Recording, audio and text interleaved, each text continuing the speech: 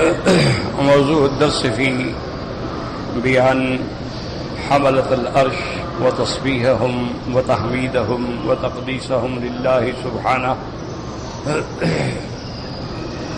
سورة الزمر، سورة المؤمن، تفسير ابن كثير. الحمد لله رب العالمين، والصلاة والسلام على أشرف الأنبياء وسيد المرسلين سيدنا محمد وعلى آله وصحابه أجمعين. اللهم صل على سيدنا محمد وعلى آل سيدنا محمد كما صليت على إبراهيم وعلى آل إبراهيم في العالمين إنك حميد مجيد. أعوذ بالله من الشيطان الرجيم. بسم الله الرحمن الرحيم. الذين يحملون العرش ومن حوله يسبحون بحمد ربهم ويؤمنون به ويستغفرون للذين آمنوا ربنا وسعت كل شيء رحمة وعلما فاغفر للذين تابوا واتبعوا سبيلك وقهم عذاب الجحيم.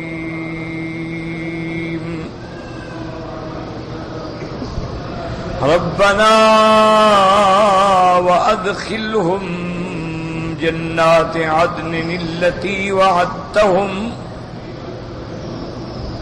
ومن صلح من آبائهم وأزواجهم وذرياتهم إنك أنت العزيز الحكيم. وقهم السيئات ومن تق السيئات يومئذ فقد رحمته وذلك هو الفوز العظيم.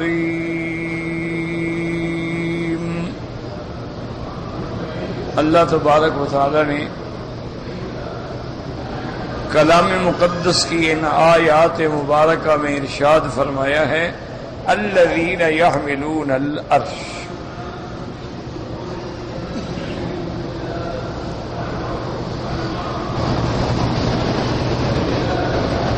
تو میں نے کل بھی عرض کیا تھا کہ جن چیزوں کا ذکر اللہ کے قرآن میں ہے یا فرمان محمد مصطفیٰ میں ہے صلی اللہ علیہ وسلم، کیونکہ قرآن گویا سمجھ لیں متن ہے اور حدیث مبارک اس کی شرح،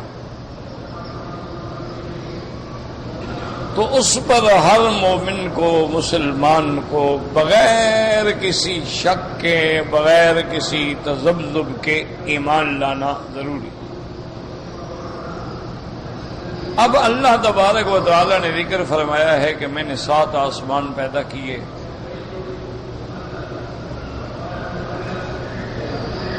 اور قرآن میں کئی مقام پہ فرمایا الذی خلق 7 سماوات طباقا،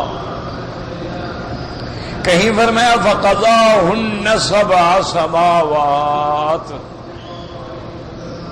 وأوحى فی کل سماء امرہا، کہ اللہ نے 7 آسمان بنائے، پھر ہر آسمان کے لیے اپنے حکم جاری فرمائے. اسی طرح اللہ تبارک و تعالی نے یعنی جن چیزوں کو اپنی ذات کے ساتھ نسبت دی ہے، ورنہ تو ساری چیز اللہ نے پیدا کی ہے، خالق اللہ ہے. اللہ خالق کل شیء، ہر چیز کا خالق اللہ ہے. وَهُوَ عَلَى كُلِّ شَيْءٍ وَكِيلٌ، اور ہر چیز پہ نگران، ہر چیز کا محافظ اللہ ہے. یہ تو ایک واضح بات ہے. لیکن بعض چیزیں ایسی ہوتی ہیں کہ جن کو اللہ تبارک و تعالی اپنی ذات کی طرف منسوب فرماتے ہیں. جیسے اللہ نے آدم کو پیدا کیا لیکن ساتھ یہ بھی فرمایا کہ خلقتہ بیدی، میں نے آدم کو اپنے ہاتھوں سے بنایا۔ یہ بڑی عظمت انسان کے لیے کہ انسان یعنی جو پہلا انسان ہے اس کو اللہ نے اپنے ہاتھوں سے بنایا۔ ایک تو ہے نا اللہ حکم دے بھی ہو جا، ہو گیا۔ ایک چیز ہوتی ہے اللہ نے حکم دیا فرشتوں کو کہ بھی یہ چیز کر دو، کر دیا۔ ایک چیز ہوتی ہے کہ اللہ تبارک و تعالی نے جنات کو حضرت سلیمان کے تابع کر دیا کہ آپ ان سے کام لیں۔ اب وہ جنات حضرت سلیمان کے حکم کے مطابق بیت المسجد اقصی بنا رہے ہیں، مسجد صخرہ بنا رہے ہیں، محاریب بنا رہے ہیں، اور بڑے بڑے عظیم تماثیل بنا رہے ہیں، اور اس کھانے پکانے کے لیے بڑی بڑی دیگیں بنا رہے ہیں۔ جو حکم دیتے ہیں وہ بنا رہے ہیں۔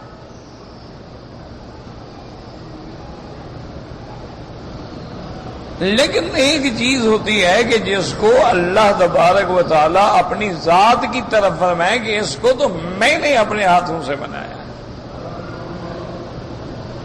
دیکھو نا، بادشاہ ایک آرڈر جاری کرتے ہیں کہ بھئی فلاں کو ایک لیٹر جاری کر دو۔ اب وہ لیٹر جو ہے وہ تو کاتب لکھیں گے، سیکرٹری لکھیں گے، تیار کریں گے، اس کے بعد بادشاہ کے سامنے آئے گا اور دستخط کر دیں گے۔ ایک ہوتا ہے کہ نہیں، بادشاہ کہتا ہے میں نے اپنی قلم سے لکھا۔ یہ اتنا اہمیت والی بات ہے کہ اس کو تو میں نے خود اپنی قلم سے لکھا ہے۔ تو ایک چیز جس کے بارے میں اللہ نے فرمایا کہ میں نے اپنے ہاتھوں سے بنائے حضرت آدم ہے، اور اسی طرح آسمان کے وَالسَّمَاءَ بَنَيْنَاهَا بِأَيْدٍ وَإِنَّا لَمُوسِعُونَ وَالْأَرْضَ فَرَشْنَاهَا فَنِعْمَ الْمَاهِدُونَ۔ اللہ نے فرمایا کہ آسمانوں کو بھی ہم نے اپنے ہاتھوں سے بنایا۔ تو یہ بڑی عظمت والی چیز ہوتی ہے کہ آسمان بھی اتنی بڑی مخلوق ہے کہ اللہ نے خود بنایا۔ زمین بھی اتنی بڑی مخلوق ہے، اللہ فرماتے ہیں ہم نے بچھایا۔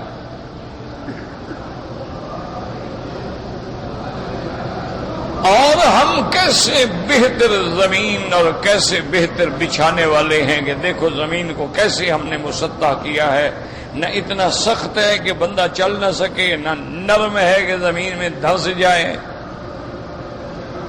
پھر زمین میں نے اقسام پیدا کی ہیں، جیسے انسانوں میں اقسام ہیں، کوئی گورا ہے، کوئی کالا ہے، کوئی لمبا ہے، کوئی چھوٹا ہے، کوئی غصے والا ہے، کوئی حلم والا ہے۔ اسی طرح اللہ نے زمین میں بھی اقسام ہیں۔ بعض زمینیں ہیں جو پانی جذب کرتی ہیں، کھیتیاں اگاتی ہیں، بعض زمینیں کھیتیاں تو نہیں اگاتی لیکن پانی کو محفوظ رکھ لیتی ہیں، اور بعض زمینیں ایسی ہیں کہ نہ پانی کو محفوظ رکھتی ہیں اور نہ وہاں کوئی چیز اگتی ہے۔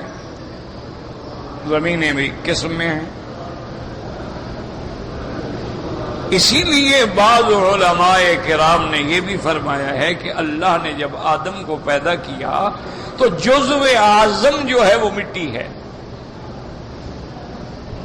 یعنی اللہ نے، ورنہ یہ نہیں کہ فقط مٹی ہے، بات یاد رکھو، وہ تو اربع عناصر ہیں، یعنی مٹی بھی ہے، پانی بھی ہے، ہوا بھی ہے، آگ بھی ہے، تو اربع عناصر ہے۔ کیونکہ مٹی کو پہلے پانی ڈال کے جیسے ہم گارا بناتے ہیں وہ بنایا گیا، تو اب پانی تو آ گیا نا، پھر اس مٹی کو سکھایا گیا، پکایا گیا، تو اب آگ بھی آ گئی، ہر چیز آ گئی۔ اسی لیے فرماتے ہیں نا، کہیں من تراب، کہیں فرماتے ہیں من تین، کہیں فرماتے ہیں من صلصال حمأ مسنون۔ کیوں؟ مٹی پہ کئی ادوار گزرے، پہلے مٹی تھی، پھر پانی ڈال دیا گیا، اس کے بعد پھر خشک ہو گئی، اس کے بعد پک گئی، اب اس میں آواز پیدا ہونے لگ گئی۔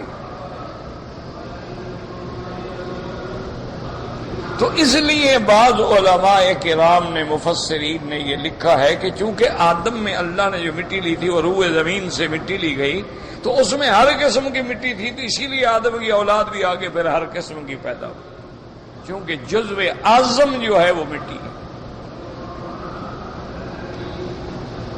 اسی لیے آپ دیکھتے ہیں کہ والدین ہیں، میاں بیوی ہیں، کبھی باپ کی شکل ہے، کبھی ماں کی شکل ہے، کبھی دونوں کی شکل ہے، کبھی دادی دادا کی شکل ہے، کبھی نانی نانا کی شکل ہے. تو وجہ کیا ہوتی ہے کہ اثرات تو وہ آئیں گے نا.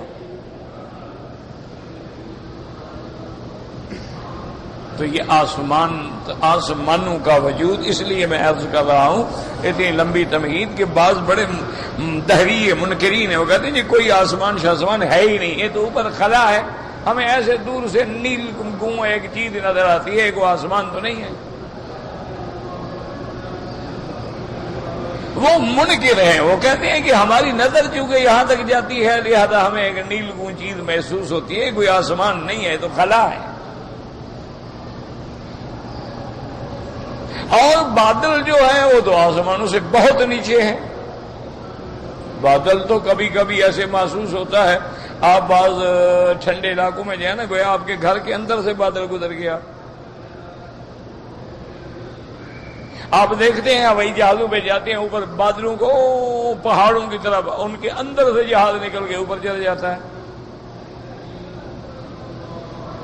اچھا پھر لینڈنگ کرنی ہو تو انہی بادلوں سے نکل کے پھر نیچے آ جاتا ہے.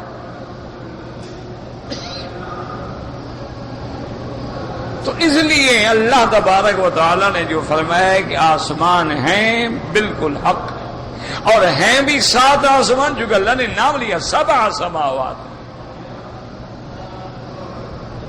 اور زمینوں کے بارے میں بھی اللہ نے اختصار سے ایک لفظ فرمایا من الارض مثلہن، اور زمینیں بھی آسمانوں کی طرح ہم نے یعنی 7 بنائی. آسمان بھی 7 اور زمینیں بھی 7. لیکن علماء مفسرین فرماتے ہیں کہ آسمان جو ہیں وہ تو طبق ہیں، ان کے درمیان میں بہت بڑا فاصلہ ہے. ہر آسمان پہ اللہ کی مخلوق ہے، لیکن زمینیں جو 7 ہیں وہ کہتے ہیں وہ ملی ہوئی ہے. جیسے کسی چیز کا ہوتا ہے نا، جیسے اب آپ دیکھیں ایک کاغذ کے اوپر دوسرا، پھر دوسرے کے اوپر تیسرا، پھر تیسرے کے اوپر چوتھا، یعنی اسی طرح زمین کے اوپر پرت کے اوپر پرت، پرت کے اوپر پرت رکھا گیا. اور اسی طرح یاد رکھیں کہ زمین کے نیچے جو ہے پھر ایک غلاف حجری ہے، اس کو کہتے ہیں غلاف حجری. کیا معنی؟ ایک پتھر کی گویا چادر ہے. اسی لیے آج تک جتنی جدید علوم والے ڈرلنگ کر رہے ہیں وہ کہتے ہیں ہم ڈرلنگ کرتے ہیں، لیکن جب اس حجری غلاف پہ پہنچتے ہیں تو وہاں جا کے ہماری مشینیں بیکار ہو جاتی ہیں، وہاں ڈرلنگ ہو ہی نہیں سکتی. اور اسی لیے قرآن و حدیث کی روشنی میں ہے کہ جنت جو ہے آسمانوں میں ہے اور جہنم جو ہے وہ زمین کے نیچے ہے.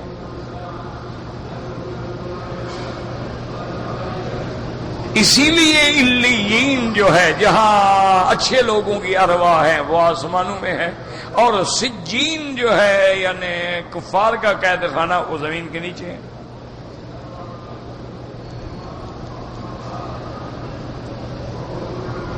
تو اس لیے ہمیشہ یاد رکھیں کہ آسمانوں پر بھی ایمان یعنی کوئی انکار کرے وہ کافر ہے، جو کہ قرآن سے ثابت ہے. یہ کوئی معمولی مسئلہ نہیں. اچھا جب آسمانوں کا وجود ہے تو کرسی بھی ہے، اور کرسی کے بعد اللہ کا عرش بھی ہے. اور یہ بھی یاد رکھ لیں، سمجھ لیں، اور اللہ کرے سمجھ آ جائے، اور اللہ مجھے بھی توفیق دے سمجھانے کی. لیکن اگر کوئی بات سمجھ نہ آئے نا، پھر تفسیریں جا کے دیکھا کرو. کوئی اردو کی تفسیر لے لی، اردو کا ترجمہ لے لیا، اس کو بار بار پڑھا، ایک دفعہ سے سمجھ نہیں آتا. ایک بات یاد رکھو، اگر آپ نے ایک دفعہ ترجمہ پڑھا آپ کو کیا سمجھ جائے گا؟ ہم طالب العلم ہیں، اسی زندگی رہی، ہمیں نہیں سمجھ آتا، ہمیں بار بار پڑھنا پڑتا ہے. اور کئی تفسیریں دیکھنے کے بعد کبھی کبھی ایسا ہوتا ہے 8 10 تفسیریں ایک آیت پہ الحمدللہ ہم دیکھتے ہیں پھر بھی سمجھ نہیں آتی. پھر مجبور ہوتے ہیں کہ ہم اپنے استاد سے کسی بڑے عالم سے رجوع کریں اور پھر سمجھیں. تو اس لیے قرآن پڑھا کرو اور تھوڑا پڑھو، یعنی یہ ضروری نہیں ہے کہ آپ زیادہ پڑھیں. مثلا ایک فیصلہ کر لو، ایک صفحہ قرآن پاک کا میں نے پڑھنا ہے، صرف ایک صفحہ، لیکن ترجمے سے پڑھنا، اور اس کو میں نے کم از کم 3 دفعہ پڑھنا. اگر میری باتوں پہ عمل کر لو گے نا، اور خاص طور پہ کوشش کرو کہ آخری پارے سے شروع کرو. آخری پارے کو کم از کم تم 1 دفعہ 2 دفعہ 3 دفعہ 4 دفعہ 10 دفعہ 20 دفعہ پڑھ جاؤ، سارا قرآن آسان ہو جائے گا. کیونکہ آخری پارے میں اللہ کی شان ہے، ہر وہ لفظ موجود ہے جو سارے قرآن میں ہے. اللہ کی شان. مثلا دیکھو نا، اب یعلمون جہاں بھی آئے گا، ایک دفعہ پر ترجمہ تمہیں آ گیا تو جہاں یعلمون آئے گا تمہیں سمجھ آ جائے گا نا. جہاں یفعلون آئے گا تمہیں سمجھ آ جائے گا نا. جہاں قال آئے گا سمجھ آ جائے گا نا. جہاں قالو آئے گا سمجھ آ جائے گا نا. جہاں لفظ اصحاب آئے گا تو سمجھ، کیونکہ وہی لفظ جو بار بار آ رہا ہے. اسی لیے ہمارے جو دینی مدرسے ہوتے ہیں نا جی، جہاں یعنی مدارس دینیہ ہوتے ہیں اور وہاں جو نصاب پڑھایا جاتا ہے، تو وہاں مثلا تفسیر جلالین ہے یا اور تفسیر، وہ صرف ایک پارہ پڑھاتے ہیں استاد، سارا سال اسی ایک پارے پہ محنت کراتے ہیں. لیکن فائدہ یہ ہوتا ہے الحمدللہ کہ جب طالب وہ ایک پارہ پڑھ جاتا ہے تو گویا سارا قرآن اس کو سمجھ آ جاتا، آسان ہو جاتا.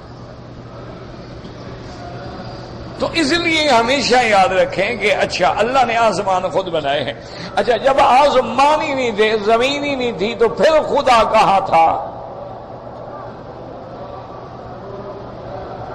یہ بڑا باطل فرقے کہتے ہیں نا جی اللہ نے آسمان زمین بنایا جب یہ نہیں تھے.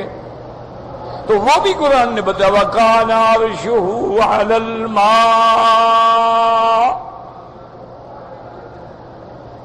کہ اللہ کا عرش جو ہے وہ پانی پہ تھا. یعنی سب سے پہلی چیز جو پیدا ہوئی یعنی گویا وہ پانی.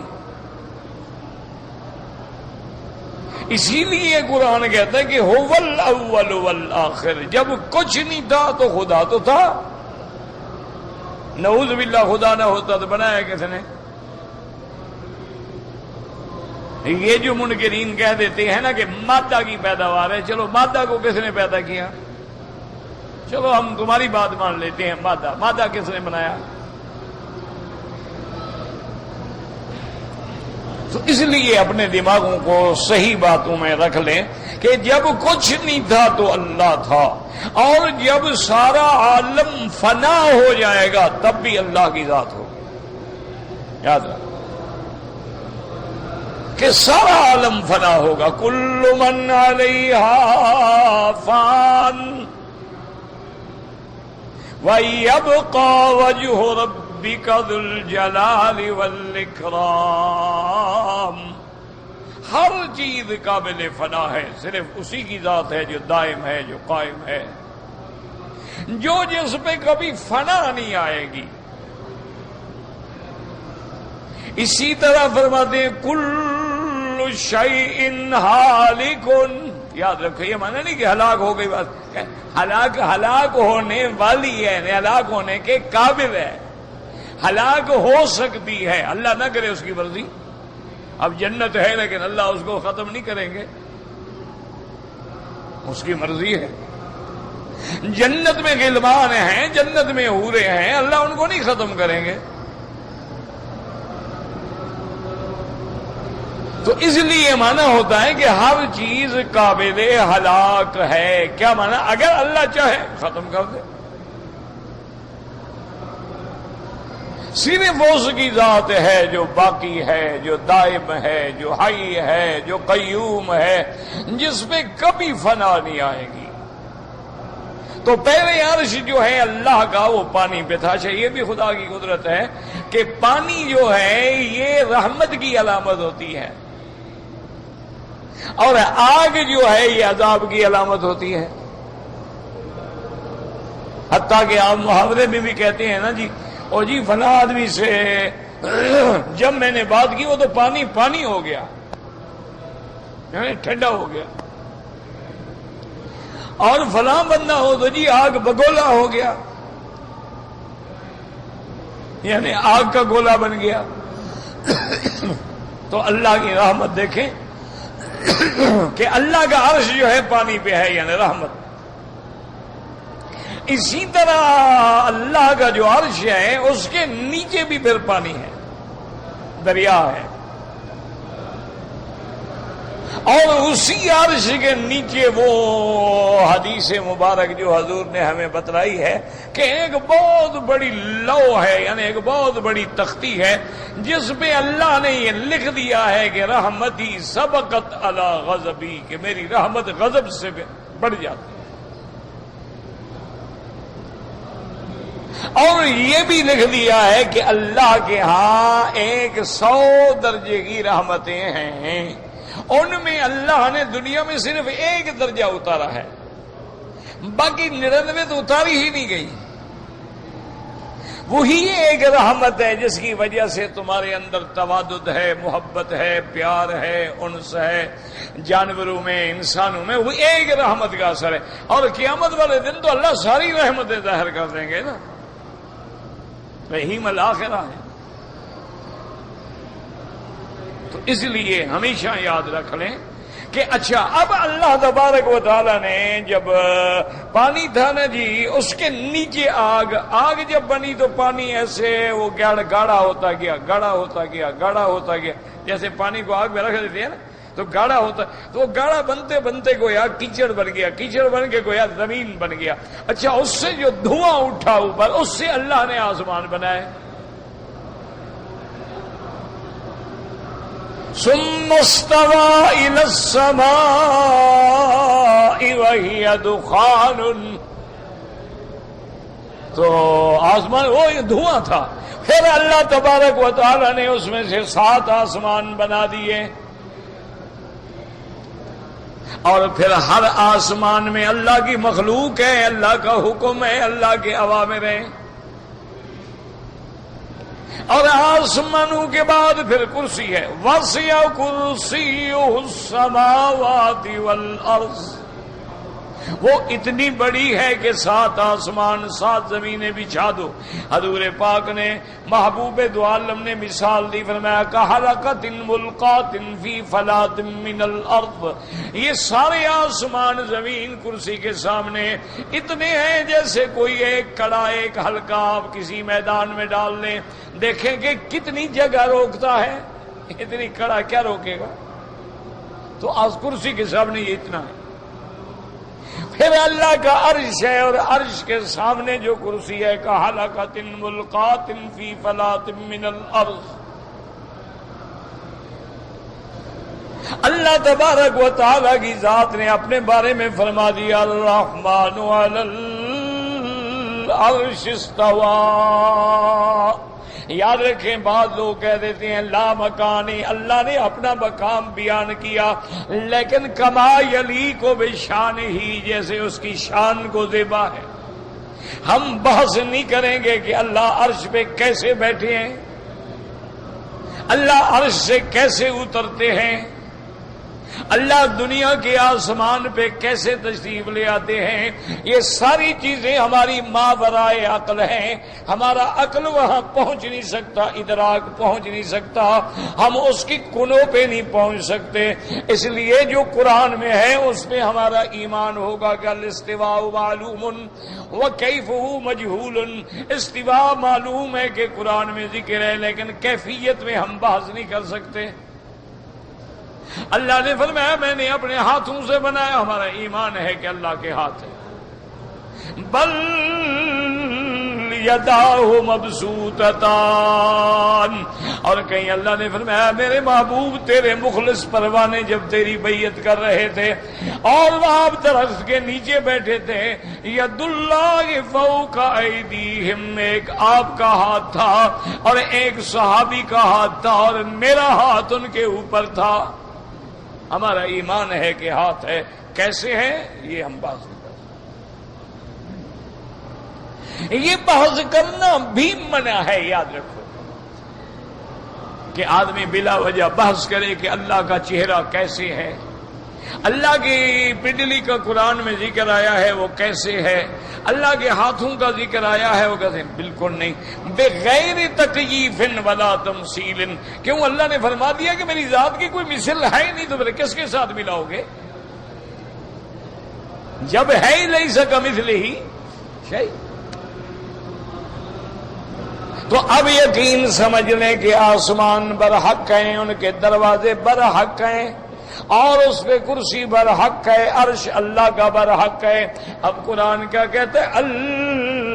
الذین یحملون العرش ومن حولہ۔ یہ ساری لمبی چوڑی تمہید میں نے کیوں باندھی ہے کہ آج باطل فرقے، کافر فرقے جو اللہ کی ذات کے بھی منکر ہیں، اللہ کے وجود کے بھی منکر ہیں، اللہ کی صفات کے بھی منکر ہیں، وہ لوگوں کو گمراہ کرنے کے لیے کہتے ہیں کہ دیکھو جی اگر اللہ عرش پہ ہے اور عرش کو فرشتوں نے اٹھا رکھا ہے، پھر فرشتے تو اللہ سے زیادہ طاقتور ہوئے۔ وہ کہتے ہیں نا یہ اگر آپ کسی چیز کو اٹھا کے کندھے پہ رکھ کے چلے جائے تو طاقتور تو آپ زیادہ ہوئے نا۔ تو ان میں اتنی طاقت ہے کہ انہوں نے اللہ کے عرش کو اٹھایا ہوا ہے۔ تو یاد رکھیں، نعوذ باللہ ثم نعوذ باللہ، یہ بات نہیں۔ اللہ کے فرشتے ہیں اب 4 ہیں، اور قیامت والے دن 8 فرشتے ہوں گے جو عرش کو اٹھائیں گے۔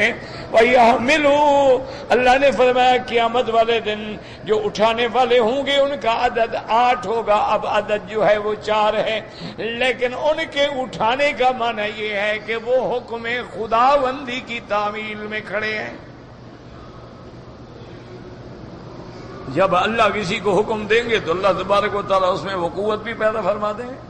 اب دیکھو نا موسیٰ علیہ السلام کو اللہ نے حکم دیا نا کہ لاٹھی پھینکو، حضرت نے لاٹھی پھینکی، جب پھینکی او اللہ اکبر فاذا ہی حیۃ، وہ تو سانپ بن گیا۔ اب موسیٰ علیہ السلام ڈرے، انہوں نے اتنا بڑا سانپ ہے، خذھا ولا تخف سنعیدھا فی سیرتھا الاولی۔ اللہ نے فرمایا موسیٰ علیہ السلام پکڑو لاٹھی، کیوں ڈر رہے ہو؟ ہم اس کو پھر لکڑی بنا دیں گے۔ لکڑی کو سانپ بنا سکتی ہیں تو سانپ کو لکڑی نہیں بنا سکتے، تو ہم اس کو پھر حضرت موسیٰ علیہ السلام نے پکڑ ڈر ڈر کے، انسان ہے نا، بشر ہے نا، نبی ہے تو انسان نہ جی۔ حتیٰ کہ ایک آیت میں یہ بھی آتا ہے نا کہ جب وہ سانپ بڑا موسیٰ علیہ السلام بھاگے، انہوں نے کہا سانپ آیا، سانپ تو دشمن ہے۔ اب اللہ نے حکم دیا موسیٰ علیہ السلام ٹھہرو، ڈرو شرو نہیں، کیوں ڈر رہے ہو؟ یا اللہ سانپ ہے نا، پکڑو تم اس کو۔ اب جب پکڑا تو لاٹھی بن گئی۔ اور ایک بات یاد رکھو، کسی چیز کی حیت کو بدل دینا یہ اللہ کے ہاتھ میں ہے۔ ایک بات یاد رکھو ہمیشہ، اپنے دماغوں میں رکھ لے، مثلا سانپ، لکڑی سانپ بن جائے، یہ اللہ کی قدرت ہے، یہ جادوگروں کا کام نہیں ہوتا۔ کہتے ہیں جی جادوگر نے کسی کو گدھا بنا دیا، کسی کو گھوڑا بنا دیا، یہ سب جھوٹ ہے۔ وہ نہ گدھا بنا سکتے ہیں نہ گھوڑا بنا سکتے ہیں، وہ نہ کسی کو بکری بنا سکتے ہیں نہ بکرا بنا سکتے ہیں، یہ ان کے ہاتھ میں نہیں۔ جادو کا معنی یہ ہوتا ہے کہ انسان کے آنکھوں پہ ایسا ہپناٹائز کر دیتے ہیں کہ وہ جو دکھانا چاہتے ہیں اس کو وہی نظر آتا ہے۔ ایک دوسرا جادو کا اثر یہ ہوتا ہے کہ تیرے بدن پر ایسے اثرات مرتب ہو جاتے ہیں کہ بندے کو تکلیف ہوتی ہے۔ جادو کا اثر یہ ہوتا ہے کہ ایک بندہ بالکل ٹھیک ہے، نوجوان ہے، طاقت ہے، قوت ہے، بیوی کے پاس جاتا ہے نہ مرد ہے، یہ ہوتا ہے۔ اب وہ اپنی بیوی سے بیچارہ کچھ نہیں کر سکتا، ویسے ٹھیک ہے۔ یہ جادو یفرقون بین المرء وزوجہ، قرآن کہتے ہیں وہ میاں بیوی میں جھگڑے کراتے ہیں نا، تو جب کسی قابل نہیں رہے گا لڑائی تو ہوگی نا۔ پھر یہ ہو سکتا ہے جادو، اسی طرح قرآن کہتا ہے کہ جب جادوگروں نے موسیٰ علیہ السلام کے سامنے وہ لکڑیاں پھینکی، سانپ بن گئے، جو خیلوا، ان کے لوگوں کو نظر ایسے آتا تھا کہ یہ دوڑ رہی ہیں، بھاگ رہی ہیں اور سانپ ہیں، انہا تسعی۔ آج کل تو خیر یہ مسئلہ ہی حل ہو گیا، دیکھا نہیں بچوں کے لیے سانپ بناتے ہیں۔ اچھا بعض سانپ ایسے ہیں ان میں وہ بیٹری بھر دیتے ہیں، ان کو بیٹری بھر دو نا، اندر وہ سیل لگا ہوا ہے، وہ باقاعدہ دوڑتا، اچھا دوڑتا بھی سانپ کی طرح ہے، یہ نہیں کہ ایسے سیدھا چلا جائے، اسی طرح وہ بل بھی کھاتا ہے اور بالکل سانپ کی شکل نظر آتا ہے۔ اللہ تبارک و تعالیٰ معاف کرے، بعض مخالفین ہوتے ہیں نا، ایک دوسرے کے جلسوں کو خراب کرتے ہیں تو ایسے سانپ 2-4 جلسے میں چھوڑ دیتے ہیں۔ اب وہ شور ہو گیا جلد سانپ سانپ سانپ، تو لوگ جب کھڑے ہو گئے ان کو کون پھر روکے؟ تو اس لیے ہمیشہ یاد رکھیں یہ جادو جو ہے، یہ جادو کا یہ کام نہیں، جادو تکلیف دیتا ہے آدمی پر، اثر ہو جاتا ہے، آدمی کو نیند نہیں آ رہی، آدمی کو بھوک نہیں لگ رہی، آدمی کو اپنی بیوی کے ساتھ خواہش ہی نہیں ہو رہی، یہ ہوتا ہے۔ لیکن وہ کسی چیز کی حیت کو بدل ڈالے، یعنی یہ لکڑی سانپ بن جائے، یہ نہیں ہو سکتا، یہ اللہ کی۔ اسی لیے تو دیکھا تھا نا آپ نے، قرآن میں پڑھا ہے نا کہ وہ 1-2 تھوڑے تھے، وہ 70,000 جادوگر تھا بنی اسرائیل کے موسیٰ علیہ السلام کے مقابلے پر، اور جناب ہر آدمی ایک سانپ بنا کے لے آئے اور 70,000 سانپ بھاگ رہا تھا۔ موسیٰ علیہ السلام دل میں ڈر گئے، انہوں نے کہا کہ یا اللہ میرے پاس بھی تو موجودہ سانپ کا ہے نا، میں بھی تو لکڑی ڈالوں گا تو سانپ بن جائے گا، اور انہوں نے بھی لوگوں کو دکھا دیا دھوکے میں کہ یہ سانپ ہیں، تو پھر میرے موجودے کا اور اس کا فرق کیسے ہوگا؟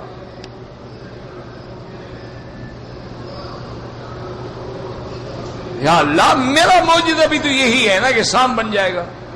اور وہ بدبخت بھی سن چکے تھے نا کہ موسیٰ علیہ السلام لکڑی ڈالتے ہیں سانپ بن جاتے ہیں، وہ بھی سانپ بنا کے لے آئے نا۔ اللہ نے حکم فرمایا، آپ پر وحی نازل کی، آپ کے دل پہ اللہ نے فرمایا موسیٰ علیہ السلام آپ کیوں القی عصاک، آپ کیوں گھبرا رہے ہیں؟ آپ میرے نبی ہیں، میرے رسول ہیں، میرے فرستادہ ہیں، میرے پیغمبر ہیں، میری توحید کی دعوت دینے کے لیے گئے ہیں، میرے لیے فرعون اور اس کی قوتوں کو چیلنج کیا ہے، ڈرتے کیوں؟ القی عصاک، ڈالو اپنی لکڑی۔ اب موسیٰ علیہ السلام نے جب لکڑی ڈالی فَإِذَا هِيَ تَلْقَفُ مَا يَأْفِكُونَ، وہ سانپ بنا، لیکن اتنا بڑا سانپ بنا کہ ان کا 70,000 سانپ نگل کے کھا گیا۔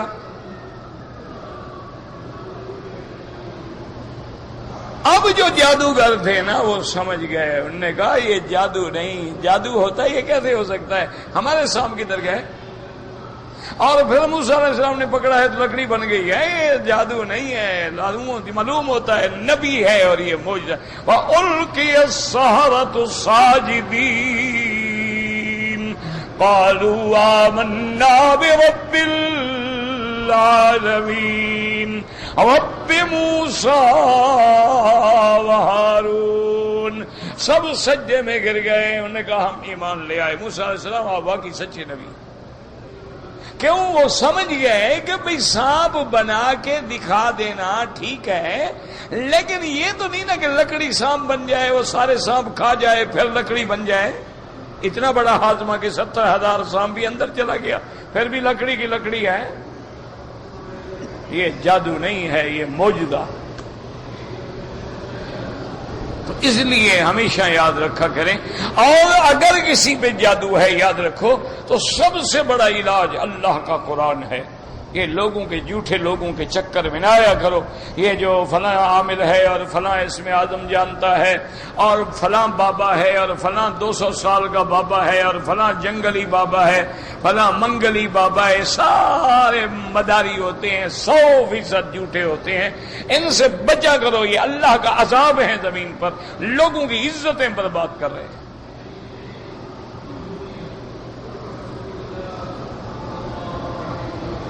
سب سے بڑا علاج اللہ کا قرآن ہے، جس پہ جادو ہے سورۃ البقرہ پڑھو، اس پر دم کرو، پانی پہ پڑھو، پانی ڈالو، غسل کراؤ، اس کو کہو خود ہیڈ فون لگا کے سورۃ البقرہ سنے، اور آیت الکرسی ہے، آخری صورتیں ہیں۔ اسی طرح قرآن میں جہاں جہاں صورت آئی ہے نا، فلما وَأُلْقِيَ السَّحَرَةُ سَاجِدِينَ قَالُوا آمَنَّا بِرَبِّ الْعَالَمِينَ، یہ ساری آیتیں پڑھ کے دم کرو، 5-7 دن میں اللہ کی رحمت سے خود ٹھیک ہو جاتا ہے، یہ کسی کے چکر وکر میں نہ پڑا کرو۔ تم خود جب اللہ کا قرآن گھر میں موجود ہے، دوا موجود ہے، پھر کیا ضرورت ہے ان کے چکروں میں جانے کی؟ لاکھوں روپے بھی کھا جاتے ہیں اور عزتیں بھی برباد کر دیتے ہیں۔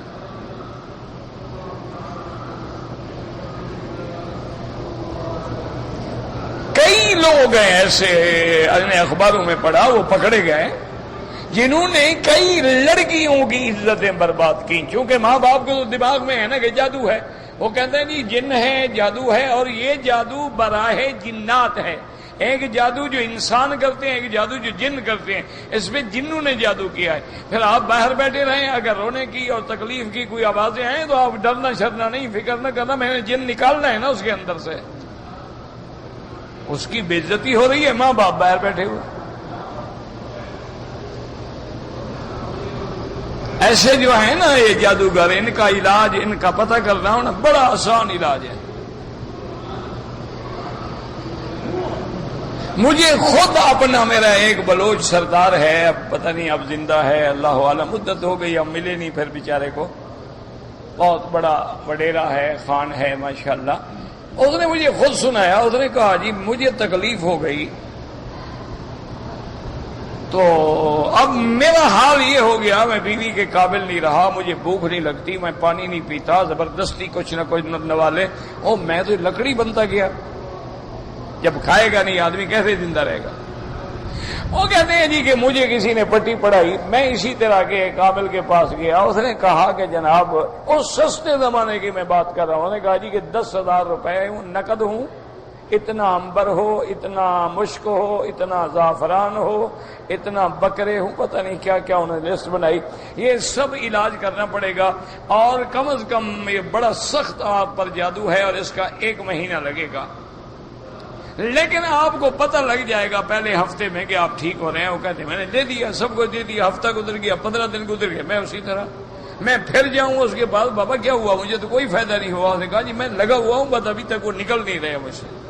وہ کہتے ہیں رات کو مجھے خیال آیا کہ خان ہو کر، بلوچ ہو کر، یار یہ تم کیسے ان کے چکر، میں نے نوکروں کو بھیجا کہ اس کو دعوت دے کے لے آؤ، لے آئے، میں نے کہا اس کو باقاعدہ رسے مار کے باندھ دو، بدبخت کو نہ روٹی دو نہ کھانا دو، روزانہ صبح و شام ماشاءاللہ 10 لتر مار کے ناشتہ کرواؤ، ظہر کا کھانا کھلاؤ، رات کا کھانا کھلاؤ۔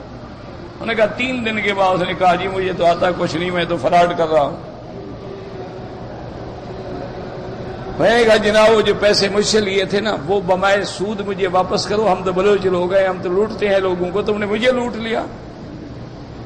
اس نے کہا جناب میں سب کچھ دیتا ہوں۔ میں نے کہا دیکھا دریا میں ٹکڑے کر کے دریا میں پھینک دوں گا، کسی کو پتہ ہی نہیں لگے گا، مگرمچھ کھا جائیں گے۔ میں نے کہا 10 گنا اس سے زیادہ پیسے وصول کیے۔ پھر ایک اللہ نے میری قسمت میں ایک حافظ قرآن بھیج دیا، اس نے صبح و شام میرے اوپر بیعت سورۃ البقرہ پڑھی، قرآن پڑھا، دم کیا، پانی ڈالا، پلایا، میں 10-15 دن کے بعد بالکل ٹھیک ہو گیا۔ اور اس کا وہ کہتا ہے میں خوش ہو کے میں نے اس کو اس زمانے میں 20,000 روپے دیے۔ اس نے کہا میں اللہ کے لیے علاج کرتا ہوں، پیسوں کے لیے نہیں، آپ کو مبارک ہوں، السلام علیکم، میں جا رہا ہوں۔ تو اللہ والے تو یہ ہوتے ہیں نا، وہ پیسے تھوڑے دیتے ہیں۔ تو اس لیے ہمیشہ یاد رکھو یہ قدرت صرف اللہ کو ہے کہ جنس بدل دیں، وہ چاہے انسان کو بندر بنا دیں، جیسے بنو اسرائیل کو سزا ملی کونو قردۃ خاسئین، بندر بن جاؤ، خنزیر بن جاؤ، کہ رات کو سوئے ہیں انسان ہے، صبح اٹھے ہیں بندر ہے، رات کو سوئے ہیں انسان ہے، صبح اٹھے ہیں خنزیر ہے۔ یہ اللہ کی قدرت ہے، کوئی دنیا کی طاقت نہیں کر سکتی۔ تو اب بات کو سمجھو کہ بادشاہ جب خود کسی کو حکم دیتا ہے تو وہ تو حکم دینے والے کی طاقت ہے، وہ تو اللہ کا حکم ہے۔ ورنہ فرشتے تو اس کی مخلوق ہیں، اور فرشتے تو ایسے ڈرتے ہیں کہ جب اللہ حکم دیتا ہے، حضرت جبریل نے کہا کہ یا رسول اللہ بعض فرشتوں کے 5000 پر ہیں، لیکن جب حکم ربی آتا ہے وہ ایسے ہو جاتے ہیں کل وزغت، جیسے کرڑی ہوتی ہے نا، کرڑی سی اتنی بن جاتے ہیں ڈر کے مارے چھوٹے سے۔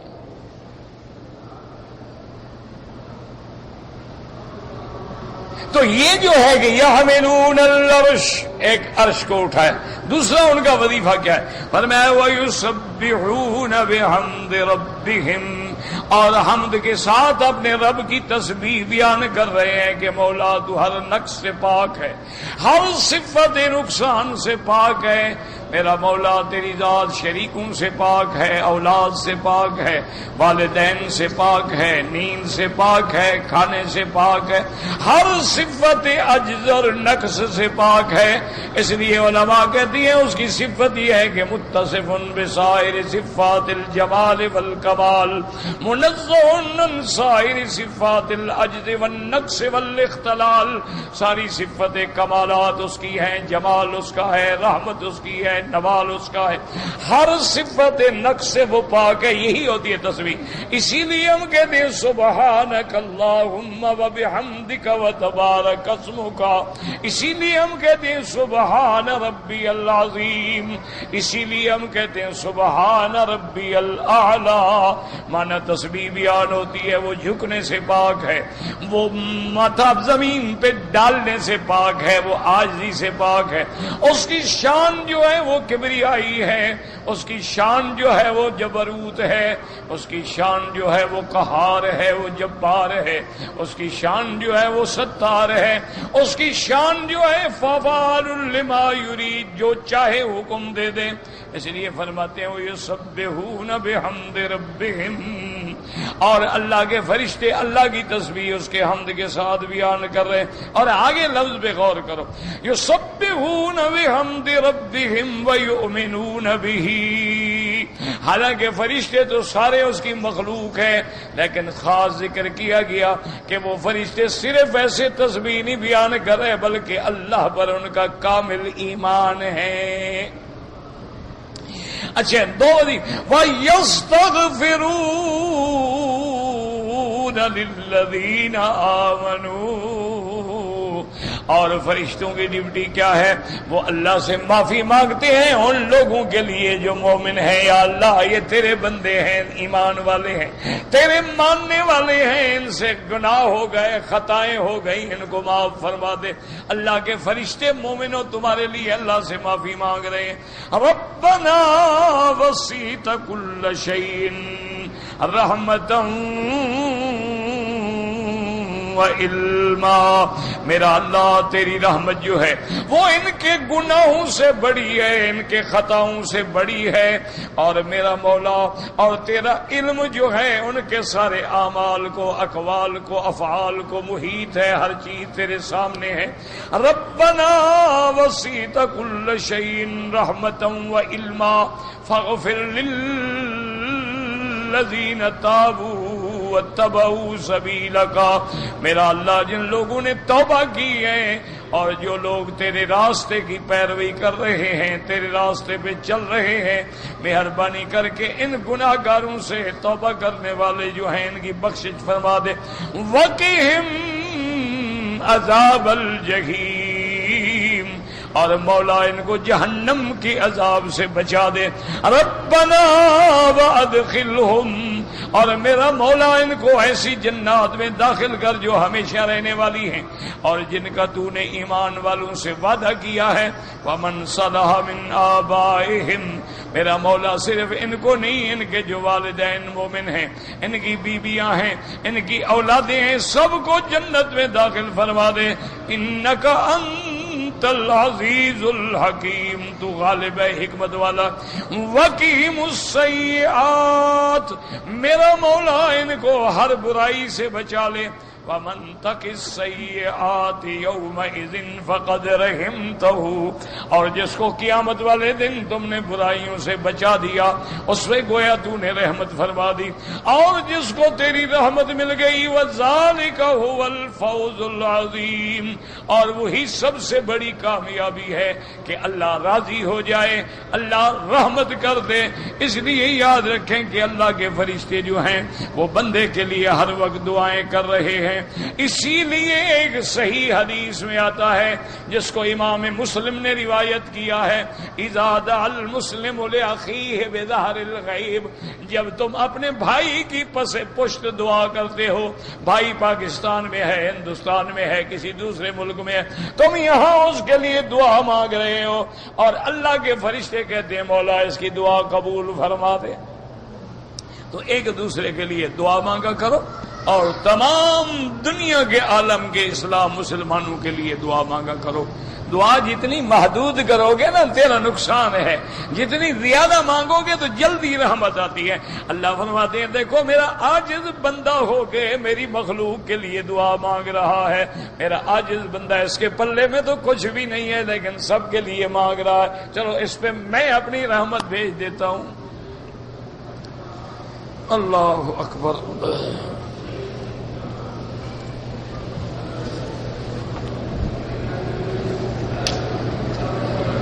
کہتے ہیں جی کہ کچھ لوگ جو ہیں وہ یہ کہتے ہیں کہ یہ تبلیغ کرنے والے جو ہیں یہ مسلمانوں کو کیوں تبلیغ کرتے ہیں، کافروں کو کیوں نہیں کرتے، یہ جائیں کافروں کو کریں۔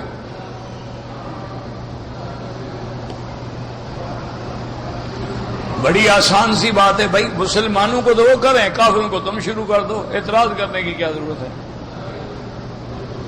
دیکھو نا، ایک کام وہ کر رہے ہیں، ایک تم شروع کر دو تو دونوں کام ہو جائیں گے، اعتراض خود بخود ختم ہو جائے گا۔ یہ تمہیں اللہ نے صرف اعتراض کے لیے پیدا کیا ہے۔ اور یاد رکھو سب سے زیادہ اصلاح مسلمان کی ضروری ہوتی ہے۔ اگر تم نے قرآن پڑھا ہوتا نا تو بلا وجہ دین والوں پہ اعتراض نہ کیا کرو۔ میرے محبوب بیٹھے ہیں، مکے کے سارے سردار بڑے بڑے کافر جو تھے نا، یہ بڑے ستون تھے، ابھی جہل ہے، ابھی لہب ہے، عتبہ عتیبہ شیبہ ربیعہ امیہ ولید، سارے بیٹھے ہیں، حضور ان سے باتیں کر رہے ہیں۔ ایک مسلمان صحابی ہے نابینا، اچھا ایک تو بیچارہ نابینا ہے، اس کو پتہ ہی نہیں کون کون بیٹھے ہیں، اور یہ بھی خیال نہیں کہ حضور مسلم ہو آیا زور سے السلام علیکم علمنی یا رسول اللہ، علمنی یا رسول اللہ، حضور مجھے سکھائیں، حضور مجھے دین کی بات بتائیں۔ حضور کو بات بڑی ناگوار گزری اور سرکار دو عالم کی جبین پہ غصے سے بل بھی آ گیا کہ عجیب بات بھی ہے، او بھئی یہ تو مسلمان ہے، مومن ہے، صحابی ہے، یہ تو بعد میں بھی آ کر دین سیکھ سکتا ہے نا، یہ میرے پاس کافر بیٹھے ہیں، ان کو سکھا رہا ہوں، سمجھا رہا ہوں، شاید یہ مسلمان ہو جائیں تو ان کا سمجھانا زیادہ ضروری ہے۔ اللہ نے قرآن نازل کر دیا کہ عبس وتولی ان جاءہ الاعمی وما یدریک لعلہ یزکیٰ او یذکر فتنفعہ الذکریٰ، کہ میرا مدنی جو دین سیکھنے آ رہا ہے اس کو آپ نے ہٹا دیا اور ان بدبختوں پہ آپ وقت لگا رہے ہیں۔ ہو سکتا ہے مسلمان ہوں یا نہ ہوں، جو ہو گیا ہے آپ اس کا فکر کریں، آپ ان پہ کیوں وقت لگا رہے ہیں؟ اس کی دوسری مثال سمجھ لیں کہ اگر ایک آدمی اپنا علاج ہی نہ کرانا چاہے تو ڈاکٹر کیا کرے؟ آپ جائیں ڈاکٹر کے پاس، وہ کہتے ہیں بات سنو جی، پہلے تم علاج کرانا چاہتے ہو؟ میری ڈاکٹری پر تمہیں کوئی یقین شکین ہے؟ میں تمہیں دوائی دوں گا پاور؟ وہ کہتے ہیں نہیں جی میں دوا تو نہیں کروں گا، پھر آنے کی کیا ضرورت ہے؟ اور جو کافر ہیں وہ تو اسلام چاہتے نہیں، وہ تو ہدایت ڈھونڈتے نہیں، ان پہ ہم کس بات کی محنت کریں؟ کوئی عقل کی بات کیا کرو، بس ایک دماغ میں بیٹھ گیا ہے کہ اعتراض کرنا۔ اور یہ بھی یاد رکھو کہ جن لوگوں نے بھی دین کا کام کیا ہے، اب مثلا صرف آپ انڈیا کو دیکھ لیں کہ جب حضرت معین الدین اجمیری وہاں تشریف لے گئے ہیں، وہ بھی تو یہی اللہ والے لوگ تھے، 90,000 ہندو کو کلمہ پڑھا دیا، وہ تم نے پڑھایا؟ اب بھی دنیا کے اندر ہزاروں لوگ ہیں جنہوں نے اسی تبلیغ کی محنت سے، قرآن کے درس کی محنت سے کلمے پڑھے، دین پہ آئے، اسلام پہ آئے. یعنی ایسے لوگ بھی ہوتے، میں تو 2 ٹکے کا بھی آدمی نہیں، نہ مولوی نہ عالم نہ مفتی، ایک طالب العلم ہوں. یعنی آدمی حیران ہوتا ہے. مجھے ایک دفعہ ایک عورت نے ٹیلی فون کیا، پتہ نہیں امریکہ کی کسی اسٹیٹ سے. اس نے کہا جی میں ڈاکٹر ہوں، میرا خاوند ڈاکٹر ہے، اب ہم دونوں بوڑھے ہو گئے، ہم پینشن پہ ہیں، ہمارے نوجوان لڑکیاں ہیں، نوجوان لڑکے ہیں، وہ بھی کوئی میڈیکل میں ہے، کوئی انجینئرنگ میں ہے، کوئی کمپیوٹر میں ہے، بڑی اعلیٰ تعلیم حاصل کر رہے ہیں. تو ہم نے بڑی مشکل سے آپ کا ٹیلی فون نمبر حاصل کیا، آپ کو صرف یہ بتانے کے لیے کہ ہم دونوں بوڑھی بوڑھا جو ہے نا ہر تہجد میں تمہارے لیے دعا کرتے ہیں. جی بڑی مہربانی، جزاک اللہ. مجھے تو پتہ نہیں بیچاری کون ہے. میں نے کہا بی بی کیوں؟ اس نے کہا ہماری نوجوان جو تھے نا وہ بالکل یوں سمجھیں اسلام سے نکل گئے تھے. ہم ماں باپ کے سامنے اپنے فرینڈ لا رہے ہیں، لڑکے لڑکیوں کو لا رہے ہیں، لڑکیاں لڑکوں کو لا رہی ہیں، ہمارے گھر کے اندر ڈسکو ہو رہا ہے، ہمارے گھر میں ناچ گانے ہو رہے ہیں، ہمارے گھر میں شراب ہے، ہمارے گھر میں پارٹیاں ہیں، اور ہم چپ کر کے بیٹھے ہیں. چونکہ آپ کو قانون کا پتہ ہے، ہم کچھ نہیں کر سکتے. تو بڑی مشکلوں سے ہمیں آپ کی کوئی البم ملے. تو ہم نے بوڑھی بڈھا نے مشورہ کیا، ہم نے سارے بچوں کو بلایا، انہوں نے کہا دیکھو بیٹا جو تم کرتے ہو سال ہر سال گزر گئے ہیں، ہم نے کبھی تمہیں ٹوکا نہیں، نہ لباس پہ، نہ دوستوں پہ، نہ فرینڈ پہ، نہ شراب پہ. ایک بات مہربانی کر کے ہماری مان لو، جو مرضی آئے گانے سنو، کچھ کرو، یہ کیسٹیں جو ہے نا یہ ذرا سن لو. انہوں نے کہا اچھا ڈیڈی ہمارا وعدہ ہے ہم سنیں گے. انہوں نے کہا آج اللہ کا شکر ہے کہ میری ساری بیٹیاں مسلمانوں کا لباس پہنتی ہیں، اسکارف باندھتی ہیں، لڑکے بھی انہوں نے داڑھی رکھ لی ہے، اسلامک سینٹر میں جاتے ہیں، پابندی سے نماز پڑھتے ہیں. تو ان کو تو مسلمان بنانے کا ذریعہ آپ کے کیسٹ بن گئے، تو ہم آپ کے لیے دعا کرتے رہتے ہیں، اور کیا کر سکتے ہیں. اب مجھے پتہ ہی نہیں ہوتا، میرے فرشتوں کو بھی پتہ نہیں ہوتا. اچھا اللہ نہ چاہے تو میں جس کو خود چاہتا ہوں میری اولادیں، میری نسلیں، میرے رشتے دار ٹھیک ہو جائے، وہ نہیں ہوتے. یہ تو اللہ کے ہاتھ میں. صرف اعتراض ہے نہ کیا کریں، کبھی چھٹی پہ اعتراض ہے، کبھی فلانا اعتراض ہے، کبھی فلانا. اگر کوئی کمی ہے تم پوری کرو.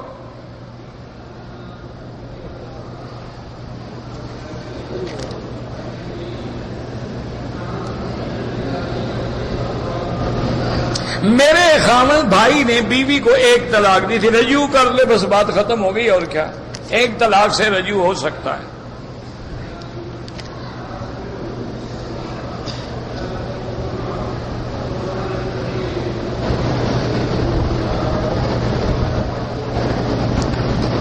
بھائی بہرحال آپ کی کمپنی کسی دوسری کمپنی کو کنٹریکٹ دے رہی ہے، آپ کو جو پیسے ملتے ہیں وہ کس بات کے ہیں؟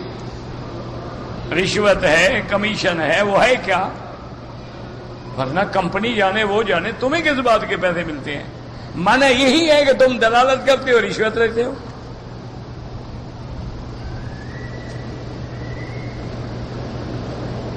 لڑکے کا نام یاسین رکھا گیا، کوئی بات نہیں.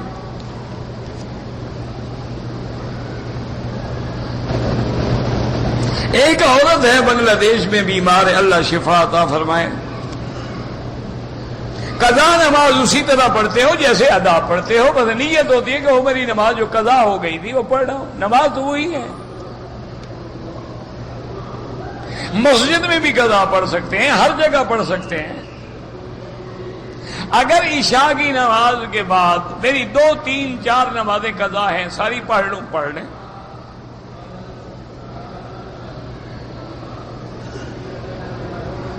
اگر ہم ایک پاؤں دھو کے خشک کر کے بوٹ میں ڈال کے پھر دوسرا دھوئیں، نہیں، لگاتار دھونا ضروری ہے. استخارے کا معنی 2 رکعت نماز پڑھ کے دعا ہے استخارہ 3 دفعہ پڑھے. اللہم انی استخیرک بعلمک، کوئی کتاب لے لو اس میں استخارہ لکھا ہوگا، تم یاد تو کر نہیں سکتے، لمبی دعا ہے، اس کو دیکھ کے پڑھ لو. اسلامی بھائی کہتے ہیں ہمارے ساتھ چلو، تبلیغ والے کہتے ہیں ہمارے ساتھ، جن کا عقیدہ ٹھیک ہو ان کے ساتھ چلو، جو مشرک ہیں بدعتی ہیں ان کے ساتھ نہ چلو. یہ تو بڑی واضح سی بات ہے.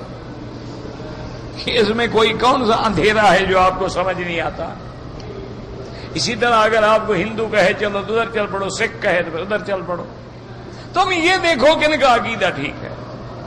جو قبر پرست نہیں ہے، بدعات نہیں ہے، کوئی جلسے جلوس نہیں ہے، کوئی گانے وغیرہ نہیں ہے، کوئی قوالیاں مجرے حجرے نہیں ہیں، تو بس ٹھیک ہے، پھر جاؤ.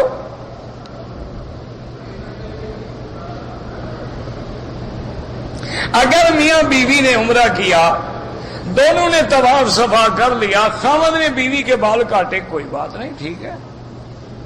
ربنا تقبل منا انك انت السميع العليم وتب علينا انك انت التواب الرحيم.